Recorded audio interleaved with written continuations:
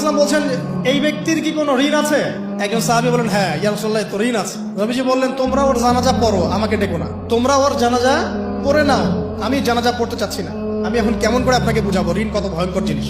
আপনি যে ব্যাংক থেকে 3-4 কোটি টাকার লোন নিয়ে রাখছেন, লাখ লাখ টাকা লোন নিয়ে বসে আছেন, দিব্যি সুখে বসে আছেন, এমন চিন্তায় যে আপনার মৌত হবে না। আর নবী সাল্লাল্লাহু আলাইহি ওয়াসাল্লাম সময়ে একজন মারা যাচ্ছেন, তিনি বলছেন তোমরা জানাজা পড়ে নাও, আমি জানাজা পড়তে চাচ্ছি না। মানে ঋণগ্রস্ত ব্যক্তি জানাজাও তিনি পড়তেন না। তারপরে একজন এসে বললেন ইয়া রাসূলুল্লাহ আমি তার ঋণ শোধ করে দিব, তার যা ঋণ আছে আমি শোধ করে দিব। তখন নবী এসে জানাজা পড়লেন সাল্লাল্লাহু আলাইহি ওয়াসাল্লাম।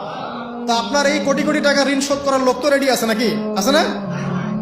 সমস্যা নেই, আপনার জানাজা পড়া হবে, আপনার মিলাদও হবে, আপনার একটা বড়সড় দোয়াও হবে ইনশাআল্লাহ। কিন্তু আল্লাহ পাক বলেছেন শহীদ আল্লাহর পথে যুদ্ধ করে শহীদ হয়েছে, এই ব্যক্তির আত্মাও ঝুলে থাকে যতক্ষণ পর্যন্ত না তার ঋণটা শোধ করা হয়।